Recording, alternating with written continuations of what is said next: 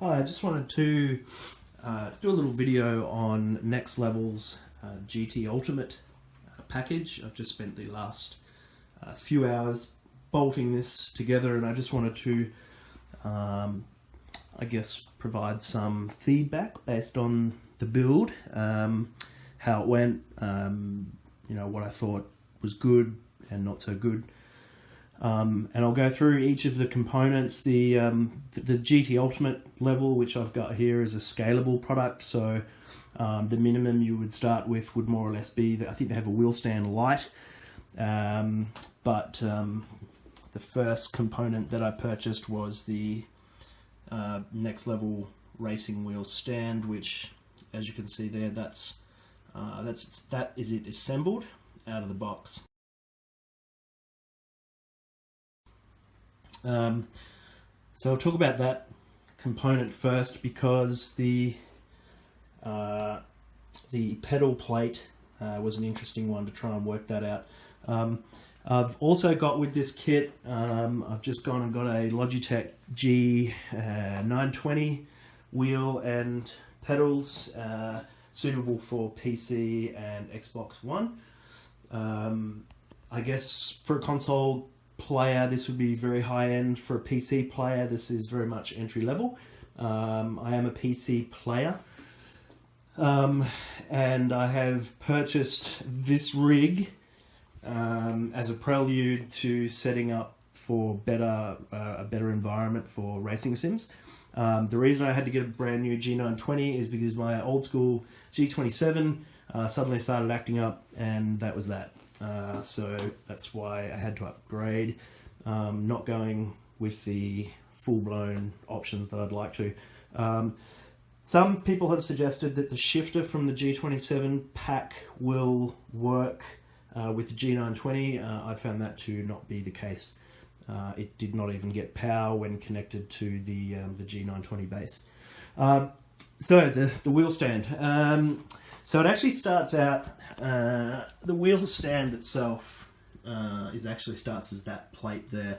I have an option which has extended, essentially made like a mini desktop, which I think is going to be convenient for putting perhaps on my VR headset when it's not in use. I'm expecting that I'll put my Logitech speakers up there. I haven't really decided on how that's going to go, but I think this is a fairly important piece. The question around this is whether or not it's going to be strong enough. Certainly for a basic PC or Xbox wheel with very low Newton meters of torque available, shouldn't be too big of an issue, but it will wobble around with not a lot of effort. So it'll be interesting to see during gaming whether or not the components that are sitting on the desk will actually move around, or whether or not they'll stay pretty planted. The main thing with this wheel stand was this pedal kit, or pedal plate. It's currently sitting flat to the surface, whereas out of the box it sits up at a very steep angle, which I didn't find particularly satisfying. So I had to go through the steps of removing it, removing a couple of the nuts and bolts that held it in the position that it did, so that it would drop down. And this part here actually makes up the other half, I guess, of the pedal platform. So this part actually hinges. I think it was hinged. Yeah, so it was like that direction, and it would sit up like that, and then the whole panel itself, you can still see that it moves around. So it used to sort of sit up something like that, which is just didn't work for me. They suggest in the instructions that you can just remove the two nuts and bolts here that hold this in its position of sort of roughly 45 degrees. I found that once I dropped it down and the main plate came back down on top of it, the actual screws that are under here, the knobs. I don't know if you can see that. So just there. On each side there's a couple of knobs which you use to adjust the sliding position of the pedals once you've actually installed them. So they have, the kit comes pre-drilled for Logitech equipment. So this aluminium plate is drilled, and then the main steel plate underneath it is also drilled. You just find those holes, lock that in, and then you use these knobs here to adjust the position of the pedals themselves, either further in or further out. But what I found is initially when I pulled out the nuts and bolts here and just dropped this down, the adjustment knobs were sitting on top of this. So what that did was basically just didn't make it feel that planted or that stable. So ended up removing that totally, and the position of the pedals themselves also mean that this piece here, which is like an end plate, which is sort of supposed to, it sits on the end of the plate down here. But as you can see, this Logitech unit, the way I've placed it, goes right past that point. So this fella had to come off. That one, adjusting the pedals was kind of an interesting one. To get it right, and I don't know if it's right yet because obviously I've only just installed it. I haven't played a game at all. It was a bit interesting. It's a bit, I don't know, I wouldn't say it's the greatest design imaginable, but for the price point we're at, the price for the wheel stand I think was around $300. So for what it is, it's quite good. The overall finish of the metal is not too bad actually. It's kind of a glossy metallic black, so it actually does have flecks in it. Flecks of silver or something. So it does give back a nice metallic look. So that was, I guess, the main point for the wheel stand was getting the pedal box, or what I would call the pedal box or the pedal stand, in what I think will be the correct position. Now, the wheel itself can be adjusted, I guess, essentially by simply sliding the wheel stand up or down, which will adjust height and reach at the same time, just based on the fact that it's angled at 45 degrees. So when you increment up, it's going to raise the wheel and bring it towards you, and vice versa if you lower it. So this where it is at the minute, I think, is pretty much optimal for me. And yeah, it's the steering wheel attachment. It's no big deal. As I said, it's pre-drilled for Logitech. A couple of screws under there, and that was done. So I'll just move on to the next component of the setup, and that is, of course, the seat add-on. The box for this is huge, as you'd imagine. The chair itself is completely folded in half. It is assembled. Interestingly, so the build on this, putting it together is fairly simple. The one thing that was challenging, to be honest, was actually getting the seat out of the position it was when it came out of the box, because the seat is under a very high spring load, so it just resists every effort to be pulled back. So it was quite challenging getting the seat upright. So I don't know, maybe I was doing something wrong, but took a bit of effort. So the seat itself, first impressions, were actually quite good. I'm surprised with the feel of the material. It feels not dissimilar to the Sparko seats that are in my race car in terms of the outside covering. Obviously, this isn't a fireproof covering. They're not FIA approved seats by any means, but certainly styled, very much styled on a good quality racing seat.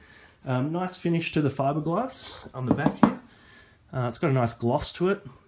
Stitching work, really, really good actually. I was impressed by that. And also, you've got some Next Level stitching here, and on the lumbar pad. Okay, so this is an add-in if you wish. It comes with the package. The one thing I found with it, so the lumbar portion is very, very thick.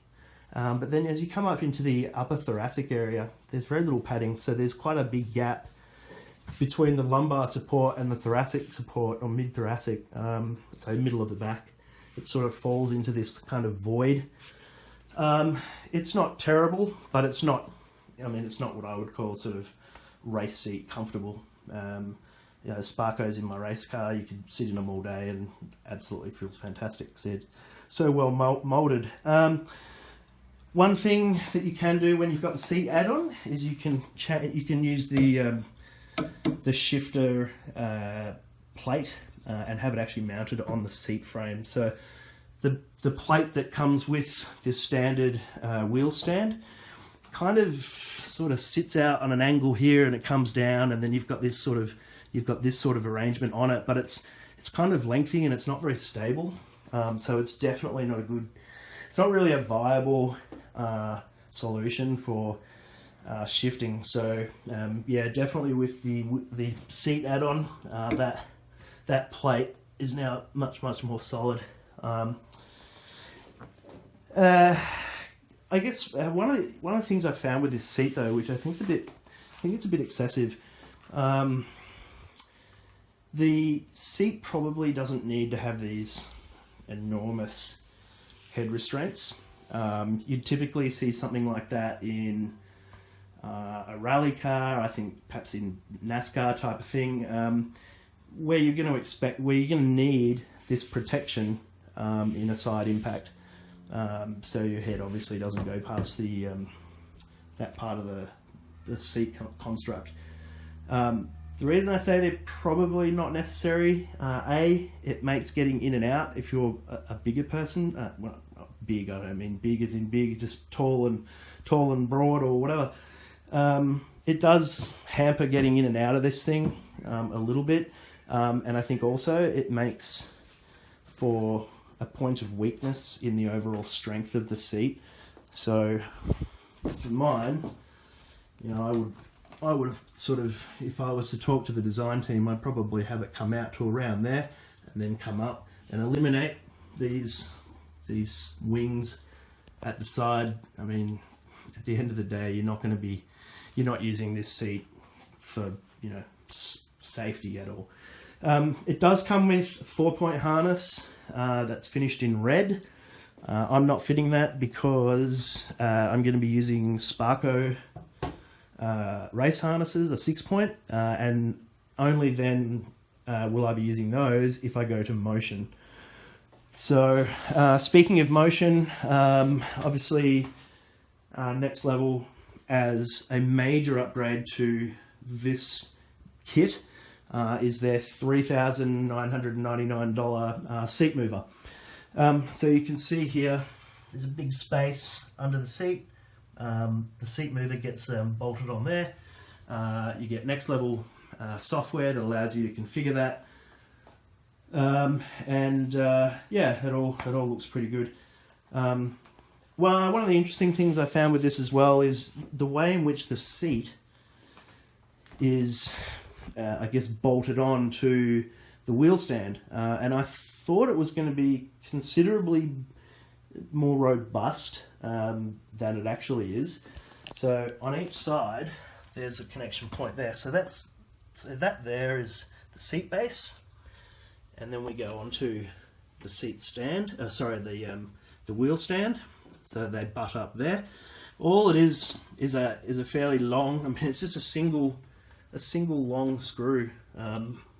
So this bar here is also actually optional. It's to help set the or stiffen up the pedal area. So I have now bolted those in. They don't actually, those support bars don't actually come with the wheel stand.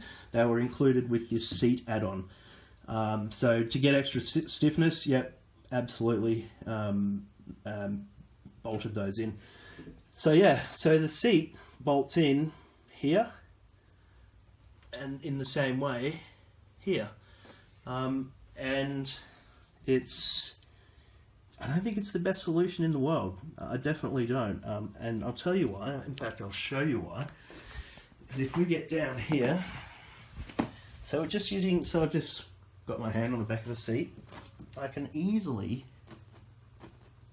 lift and move around the seat platform.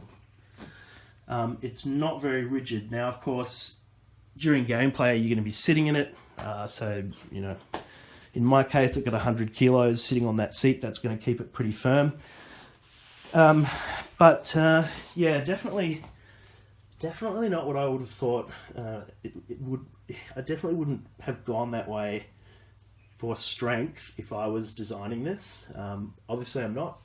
And that's the way Next Level have decided to go. Now, Next Level kind of sell this thing as a bit of a mobile platform. In reality, it really isn't. You're not just going to disassemble this thing, throw it in the back of your car and have it up and running and ready to go at your mate's place in 10 minutes. There's just no way. So I'm building this as more of a permanent solution. So yeah, it's going to have a monitor. So the monitor is right there, 43-inch 4K ultra high def. That's going to be mounting to the again optional TV stand or monitor stand. It will hold 1x55-inch panel or 3x30-inch panels. So I've got it currently ready to go for this 43-inch. I thought 55 was a little bit excessive, given you're only going to be about 2.5 feet away from the screen. So yeah, so the bolt-on for the television panel was pretty straightforward, and it's really quite solid. I mean, you can see there's a little bit of shake in the platform overall, but not too bad. I don't think it's going to be a major issue, especially once the panel is mounted and there's a little bit of extra weight to sort of keep that down. There's a number of different adjustment points for the height of your screen. It's all bolted in quite well. So you've got a stabilizing bar here, and this is the main part of the stand. So what have we got? We've got the basic wheel stand with this add-on here. We've got our seat add-on. We've got our monitor stand, and there's only one bit left, and that is what is called by Next Level a keyboard and mouse mount, whatever. Excuse me. Having put this thing together myself during the day, I found I was kind of umming and ahhing a bit about the strength and the stability of the unit. But for its price point, I think it is pretty solid, and there's a pretty good range of adjustability, etc., etc. But I'm going to say this keyboard and mouse stand, the designers, the engineers, they were all out to lunch when this one came out. I'm pretty sure it was perhaps designed by an intern, because it's a really, really flimsy piece of equipment. Its quality is pretty poor. Excuse me, and the unit that I got, I don't know, it's just I don't know if you can actually see this, but you can see in the light there, it's kind of quite oily, and you can even see, again, this is fresh out of the box. I don't know, I might have used one. It might have been a repack, but it's quite greasy. Yeah, you can see it there, that's better. It's quite greasy, and you can see throughout, there's quite a lot of scratching on here. So second to that, the actual arm, so that the seat mount is there. You just loosen off your seat mounts, slide this little bracket into position, tighten it up, and then you slot the, I don't know, I guess the upright part of the platform, and then choose your height and bolt it in. Unlike pretty much any exposed end of steel, throughout the whole build, apart from this, there's no cap or anything like that keeps this sort of seated nicely and firmly. So as such, I mean, you can see there, it just flops around, and it's noisy and yucky and just not good at all. And the position of this thing as well. Oh, that was the other thing. So to secure the platform, so the actual keyboard holder, you've got to screw it into a sort of little arm that comes out here. You slide that over and then you screw it up. You see the screw there is quite long, and the reason is because the one that was provided there, it wasn't long enough to actually bolt in against the inner tube, so it was basically quite useless. So I had to use another screw from the installation to actually sort of lock it into position. Now, from a driving position, I see a major problem with this. So if we jump in our rig and I bring, say for example, I bring this in. So now we've seated, we've got our keyboard and mouse holder in place. That's all fine. That's kind of okay. It's a bit, yeah, moves around a little bit. So that's all okay, but I'm gonna get myself into the driving position. So seated position for me is actually pretty much all the way up, or all the way forward. I like to have a good 90-degree bend in my elbows for sort of maximum control and comfort. So I'm primarily into track vehicles, but if you are into rally or drift type stuff where you've got very rapid directional changes on the steering wheel, think about where your elbows are. So they're sort of down by your side, and you're sort of catching and moving the wheel around, sort of drifting, rallying, so on and so forth. Now going back to that keyboard pad mount, it is right there, and it is right in line with the tip of your elbow, if you can see there. So I've got my hand on my steering wheel, I'm drifting, I'm doing all sorts of stuff, bang. And that is going to be right on the funny bone, and it is not going to be funny. So I don't know, there's really no way around it. It's fitted where it's fitted, and whether you raise it or lower it, it moves with the seat. So the chances of, you sort of rallying around, moving around, bang, oh, and that actually hurt. Yeah, so my fingers are still on the wheel here, so I've still got contact with the wheel, but yeah, my elbow is going to get smashed. So for that reason, plus the other 3 or so other issues I had with this thing, that piece of equipment is the major flaw in this kit. It's poorly designed, it's poorly finished. Yeah, I to be honest, I'm not even sure if I'm going to keep it there, because I really don't want to, in the middle of a race, slam my elbow into that and find myself out of control, crashing into a wall, and that's the race done. So that pretty much winds this video up. As I said, I've only just finished putting it together. I've left the TV off at this stage, just to sort of make it easier to sort of show you around. I'm going to do a follow-up to this when I've got everything in place. So when the monitor's in place, when my THX Logitech speakers are in place, keyboard is in place, VR sensors are in place, as I've got a HTC Vive that I use. So I'll come back and I'll do another follow-up to what I've done now. So yeah, so I'll probably get that done in the next day or two, so we can have a look at how this goes when it's finalized, finally built completely, and perhaps even after doing some test drives. So thanks for watching. I'll check in later. Bye.